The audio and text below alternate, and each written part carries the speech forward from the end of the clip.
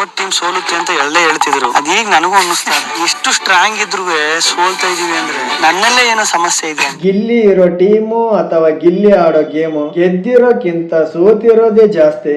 ಯಾಕೆ ಅಂದ್ರೆ ಗಿಲ್ಲಿ ಗೇಮಲ್ಲಿ ಸಹ ತಮಾಷೆ ಮಾಡಲು ನಿಂದಿರ್ತಾನೆ.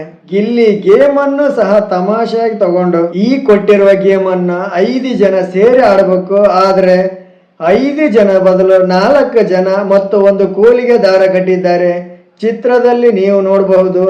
ಆದರೆ ಈ ಗೇಮನ್ನು ಗಿಲ್ಲಿ ಪೂರ್ತಿ ಕಾನ್ಫಿಡೆನ್ಸ್ ಇಂದ ನಾನು ಆಡ್ತೀನಿ, ನಿನ್ನೆ ನಾ ಯಾವ ಗೇಮು ಆಡಿಲ್ಲ, ನನಗೆ ಬ್ಯಾಲೆನ್ಸ್ ಮಾಡಕ್ ಬರುತ್ತೆ, ಖಂಡಿತ ನಾ ಗೆಲ್ತೀನಿ ಅಂತೇಳಿ ಆಡಕ್ ಹೋಗಿ. ಆದ್ರೆ ಪ್ರೋಮೋದಲ್ಲಿ ಗಿಲ್ಲಿಯ ರಿಯಾಕ್ಷನ್ ನೋಡಿದ್ರೆ ಈ ಗೇಮನ್ನು ಸಹ ಸೋತಿರ್ಬೋದು ಅನಿಸುತ್ತ.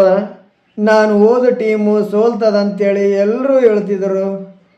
ನಾನು ಎಷ್ಟು ಸ್ಟ್ರಾಂಗ್ ಆಗಿನಿ, ನಮ್ಮ ಟೀಮಲ್ಲೂ ಎಂತೆಂಥ ಪಂಟ್ರೆ ಆದರೂ ನಾವು ಸೋಲ್ತಾ ಇದ್ದೀವಲ್ಲ, ನನ್ನಲ್ಲೇ ಏನು ದೋಷವಿರಬೇಕು ಅಂತ ಗಿಲ್ಲಿ ತನ್ನ ಟೀಮಿನ ಮುಂದೆ ಹೇಳ್ತಿದ್ದಾನೆ. ಅಭಿ ಅವರು ಕಿಚನ್ ನಲ್ಲಿ ಕಾಕ್ರೋಚ್ ಮುಂದೆ ಒಂದು ಮಾತು ಹೇಳ್ತಿದ್ದಾರೆ ಗಿಲ್ಲಿಯ ಬಗ್ಗೆ.